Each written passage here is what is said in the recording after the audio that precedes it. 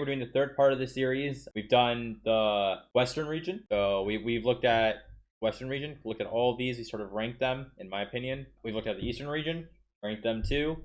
Sort of see them over here. This is the Western region. Got the Eastern region. And now we're going to combine them together and sort of see, you know, where teams would be. This is going to be tricky. I think it's going to be really hard because the problem I think we're going to face, first of all, is these teams scrim in different regions and metas could be different. And when you go, you know, play then in a tournament, you're going to have teams playing against things that maybe they didn't play against before, or styles they're not used to, which makes things really funky. And a lot of variables come into play. So I think this makes it very hard to compare regions. That's a first problem, I think. I think the other thing that I'd mention is, at least with the Eastern region, I feel like there's a very big difference, in my opinion, between these three teams and then the rest. I think the rest are sort of, you know, yeah, a lot lower. Whereas here, I think there's a lot between these gaps here. It obviously there's more teams, but it's a lot less, I would say, between the gaps and even next to each other. So let's just get started. I'm just gonna talk through it. I don't think this video will be very long. We're gonna save Shanghai for last. Keep you guys waiting. But Chengdu was on the bottom here because they're going through financial issues, I believe. Don't quote me. And if that's true, they could become like a Valiant like last year and go 0, I believe, in 40. And so hypothetically, we're gonna put them in the bottom here because we have no idea what's gonna happen. They could go up, they could go down, they could go here, they could go up here. Obviously, Chengdu originally was, their roster was like really good, and when they were really good, I definitely put them like around here or like up here, but probably around here. But because of what's happening, I'm gonna put them there for now. All right, Charge. I'll be honest, I'm not a biggest fan of Charge. Again, I think that they are, like, none of these players on this roster really sing to me. None of them say like these guys are nuts. They don't really have a big style. Their coaching staff, you know, Sungwoo's been with Charge for quite a while, but I'm just not convinced any of these players are like, you know, insanely good. I think a lot of Western teams could easily take them on. I think honestly a lot of some like Shockwave, Aspire would just out mechanically, in my opinion, beat them. So, you know, I'm putting them around here, I'd say. I don't think they're that strong. So Valiant and Spark, these are interesting because I think Valiant will jump from like anywhere like in this mid region right here. And the reasoning is I definitely think it's better than like the lower tier teams, not just because of mechanics. I think the mechanics are pretty good. I have, you know, again, a lot of faith in No Hill here. I think it's too much of a thing to put them up here. And we talked about in the earlier video how Toronto and NYXL are always like in this issue, or they're, you know, they're struggling to go up and they're sort of the same thing. They're stuck. And Boston and Florida, you know, mixed rosters, risky. When stuff goes wrong, how are they going to fix it? Boston has improved than last season. So I'd put probably Valiant somewhere over here. Because they don't have pop-off players. They don't have people that are like proven, right? They have good players. They're not proven. And I think they have a lot to grow. So I put them over here. They have the possibility of definitely going up. Even mechanically wise, I think that Florida's technically like on par or better. But I think as a coaching staff, I have a lot of hopes for Valiant's coaching staff is where I'm sort of putting it. It's a lot on No Hill, though. That's a lot on No Hill that I'm putting faith in, which is just me putting faith in No Hill. But, I mean, I just think he has a lot to prove.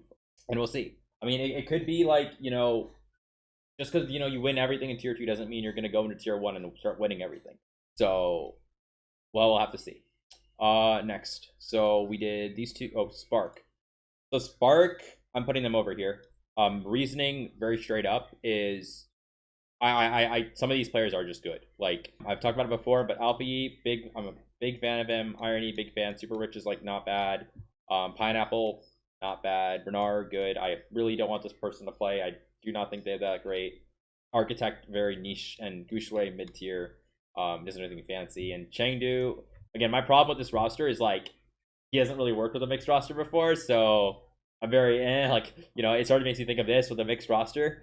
But I think because they've got really strong, they've got a few players that I'm really confident in that I know will be able to do well and can be carry, like hard carries. So I'm putting them up here. Seoul, Philly, Shanghai. This is where stuff gets hard, man. It's really, really hard because straight up, both all three of these, they go up here. Like they definitely go up here. How to? Can I add a roll on top? We're just gonna bring a row up here because I feel like we have to. I don't know how we're gonna sort that out, but I think we have to bring a row up here because we can't have 6 things in one row. So we're gonna have to get Philly. This is tricky. So I think Shanghai's a bit easier. So Philly mechanically is really strong. My biggest concern with Philly is this coaching staff is not the same coaching staff that's carried. They're not carried, but like that has been so good. Like again, 9K, Moby, those are big names. Those are, people who have done well and like are known. So because of that, I'm actually gonna put Philly behind Dallas. I think mechanically, they've got same about like mechanics between Outlaws and Justice. I'd say a bit better. I'm just really worried about their coaching staff and sort of how that'll integrate. Again, I've said I think Carpe is sort of washed. People might hate me for it, but I think he is. MN3, he looks good. Can he be good? That's a good question. Zest looks good. Can he be good? Rookies coming in, they could just not perform. They could also really perform. We'll have to see. The one thing, actually, you know what? Because they only have one tank too, and I'm not. I think they'll act. I think it's fine actually. No, I'll also put it here. It's a little debatable because the reason why is like they'll still only have one tank, and that really concerns me. Putting Fury on Reinhardt, I don't know why. That just really concerns me. Fury on Reinhardt just doesn't sound like a great idea. So yeah, like that's a little worrying. So like that's why like I think like sometimes it could be around here, but I'm hoping they figured that out. Like I think I'm gonna put it over there. I'm gonna put it over there. I'm gonna drop it a tier. So yeah. Okay, Soul, Bits, Profit, Creative, Stalker, Smurf, Dame. They've got Toby. Talked about the coaching staff before in the previous video. Now, unsure on Toby. Again, I've talked a lot about in the previous video. You can go watch it. What it means, in my opinion, to be a coach and how going from a player to like a coach is a little tricky. There's definitely easier ways. There's ways to go about it where you're doing a lot of discussion-based coaching and really integrating with players as you've been a player before and how to like work with that. Still concerns me. It seems like they're spending a lot of stuff into like data. And obviously Wizard is a good strategy guy, but they're putting a lot into data. Like they have a lot of analysts. So very curious to see how this goes. They do have really strong players. I do wish they also had another tank player, but I think Smurf is pretty capable on sort of flexing, to be honest. But I think you gotta put him up here with Dallas. I think I'd put him behind Dallas. Only reasoning is I'm really unsure on how both these rookies will do. I mean, yes, I've seen them play. They're very, very good, and I'm hoping they perform. But if you look at like a team like Dallas that has already performed and has had a lot of consistent players and the same people, they already have that natural synergy. So I feel like that's giving them a little bit of a step up. So I'm gonna put Seoul there. Now you've got Shanghai. I'm gonna be honest, Shanghai is just up top. I think I think Shanghai should be here. I think it should be like that. As weird as that sounds, I think it should be like this. Shanghai has kept most of their roster. They made a few roster changes, so again, they're gonna have that synergy. They added a coaching staff that I think will help a lot. Pavane and Moon's there, and Moon's worked with the players before. It's worked. So I think that's something that you have to give them. They've won before, so they have to be on top. I think Glad's Atlanta is insanely close, like insanely close. And that's not me just being biased. I just think it's really close. So these two literally either way. I wish there was a way to like do this, but I can't. But I think Glad's is just a tiny little bit up. Shock, I think the only reason why I would not put them up here is because I'm curious to see how the rookies actually, how they perform. I think I'm very confident with 9K back that Shock will do very well, because I think that's something that they needed something from the old Shock to create the new Shock. So I think 9K back brings that, and that's why again I'm keeping them up here. I think Dallas, a lot of the same roster, right? So they've got to be up. Rush, a great coach. It just makes logical sense to keep them there. So I think this is sort of how I would approach my Owl rankings for 2022, not 2021, 2022. Very curious to see what happens. I think a lot of stuff can go up and down. Like I said, I think last season I said like Outlaws was over here because they had a mixed roster, and then they proved me definitely wrong because they got the mixed roster to work with Junkbuck, and they were like around here. So that's just mixed rosters are always a hit or miss. It's either they get value, they don't.